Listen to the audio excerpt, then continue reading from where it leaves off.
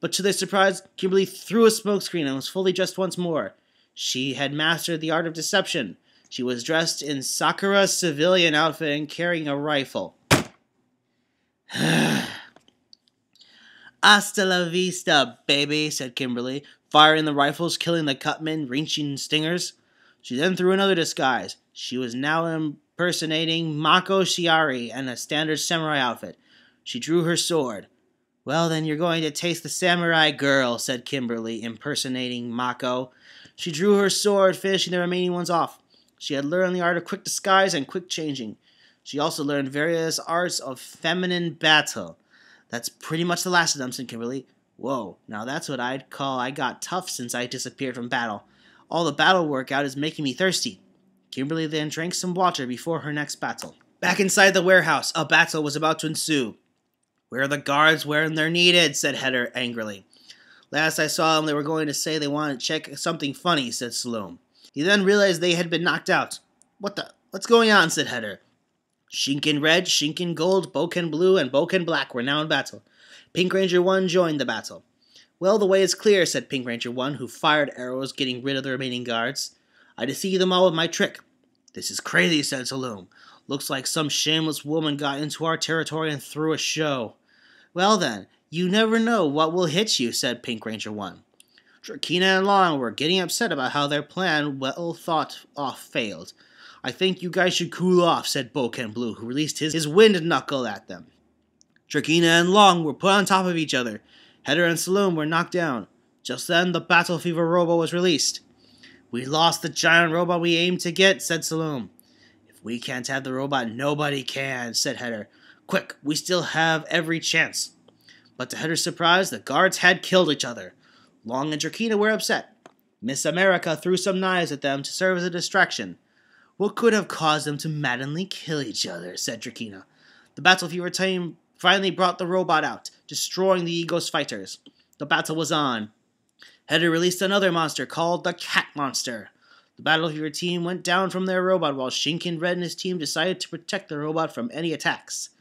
It was time for the traditional roll call up for Takeru Shiba's team and the Battle Fever J team.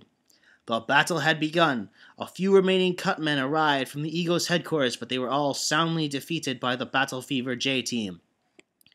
On the other hand, Drakina and Long were fighting Shinken Red and his team. Well then, there may be no Geki Rangers among you, but you're all pretty interesting opponents, said Long sadistically. No Galaxy Rangers either, but I'll kill whatever I see, said Drakina. Hey, are you two kind of dating? Said Pink Ranger teasing. No! Said Drakina and Long together, and they were about to attack her out of an enraged temper. Well, I guess arrows can't hurt, said Pink Ranger 1, who fired arrows at Drakina and Long, hurting them. But as they were distracted, Shinken Red and Shinken Gold threw their attacks, repelling them both. Black Ranger 1 threw his axe as attack as well. Well, once again, cool off, said Boken Blue, who blew wind at both of them, this time at greater speed. Battle Kenya used his whip to throw off Saloom at Drakina, and Battle France used his fencer sword to poke Heather's buttocks. You'll pay for that, said Heather, who was screeching in pain. Just you wait and see. We'll soon intensify our war efforts, said Long. Drakina and Long retreated. We'll see them again, that's for sure, said Shinken Red. And we'll be ready to kick their butts, said Shinken Gold. The Cat Monster was fast, but the Battle Fever J team got their brains together.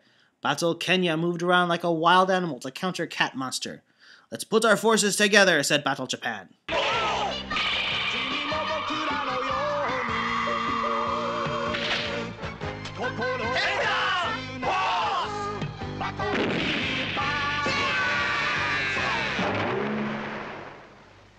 The Cat Monster was finally launched to do battle.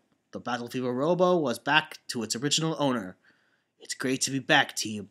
The Battle Fever Robo fought the Cat Robot. It was starting to move pretty fast, but with little concentration.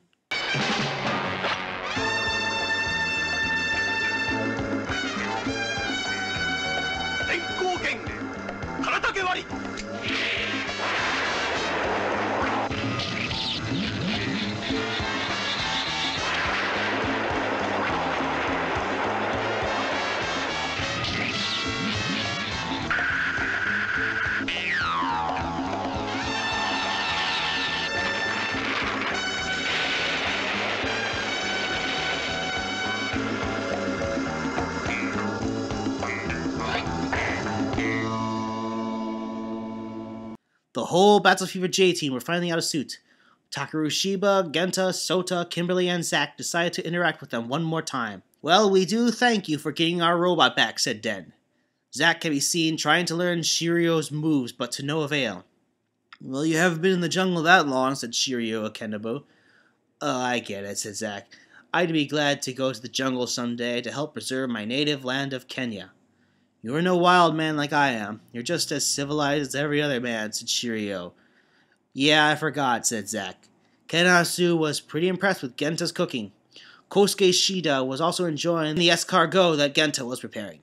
You really are from the future, said Kosuke after tasting the cooking. Genta can now be seen preparing curry rice, which he didn't want to prepare for so long since the time he was forced to shut down his sushi store. It was assisted by Takaru Shiba. It was indeed time to finally say goodbye. Well, thanks for helping us a lot, said Den. No problem, said Takaru Shiba. Kimberly and Diane were also having their own nice chat as well as enjoying curry rice. Well, I'm looking forward to returning to America soon, said Diane. I do envy the fact that you have a multi-racial team after all. But then Japan is not as culturally diverse as America, said Kimberly. We have to go now and farewell. Thanks, said Diane. I'll really miss you. When we'll see each other, I'll be a lot older. Battle Fever J did their salutations. Little did they know that one day Kenasu will meet his demise, and Diane will soon be disabled in combat. Meanwhile, Radiguet was perplexed at the loss that he had accumulated once more. Flores was terrified that the bucket of water fell on him. Majesty, don't get so upset. Send me on a mission and you'll win, said Florius. Shut up, you wet moron, said Radiguet, who kicked Florius aside. Radiguet threw the wine glass at Furious, causing him to scamper away in fright.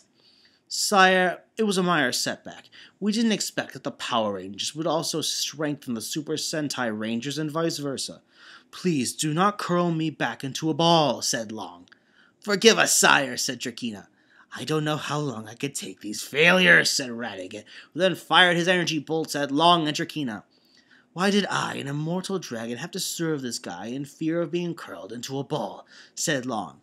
I, the Queen of Scorpius, deserve better than that kind of treatment, said Drakina. Then Radiguet said, Long and Drakina, I thought you could do your job better. Now think what you can do for me. Be gone, and maybe you can do me a favor by cleaning up the execution yard. Long and Drakina left the room with their bodies in pain. Things will be better when I take over, said Long. Transy, on the other hand, said, laughing, Well, Emperor, you could have just destroyed the robot.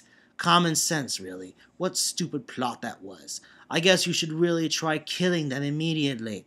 Tranza, learn to respect your Emperor, said Radiguet, who hit him really hard with a smack and an energy bolt. I'll get my position back somehow. I will get that power you have, and when I do, I'll overthrow you, said Tranza in anger. Why does Radiguet even have power over the other villains anyway? Mitiko can be seen, still wanting to figure out what his missing memories were. I don't think I belong here, said Mitiko. On the other hand, Radiguet had to get his plans focused. He was still thinking about the possible victims of the Vyram he could be returning. Somehow the more I destroy, the more people dare rebel against my administration. I'll have to make my measures more bloody than they were, said Radiguet. The heroes returned to the new skybase in the Sentai year 2011. At the lobby area, both Sakura and Jasmine had their own little talk about Cole's unusual arrival. I just find the whole incident that was brought in today kind of crazy, said Jasmine. I was just getting paranoid at all those time holes opening.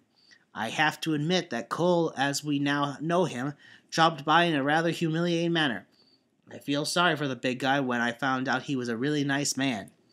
I have to admit, he is really good looking, aside from the fact he turns out to be really nice when we all interacted with him as of late today, after we made him feel at home.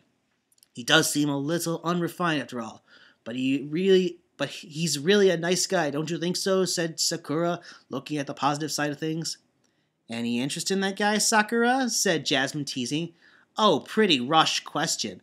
I don't think you'll be easily interested in a total stranger who just dropped in, but knowing him, I think you two will make a great couple after all. Okay, this is probably the more random than the Billy and Ranu shit.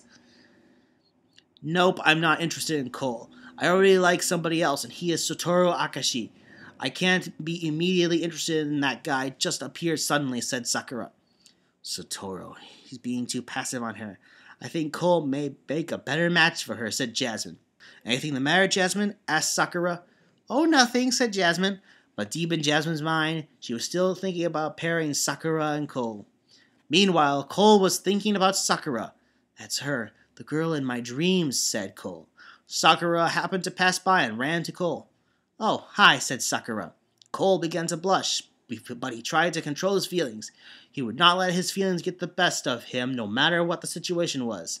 It's nice to know you, Sakura, said Cole. I hope you enjoy your stay here, said Sakura. Sure, said Cole, who was starting to show interest in her. The other Rangers finally returned from their missions. It was an incredibly hard day to deal with. I'm proud of you getting the robot back, said Supreme Commander Ryu. In fact, we could have never known what would happen next. As said, the battle has just begun, said Takaroshiba. I'm glad we're back, said Genta.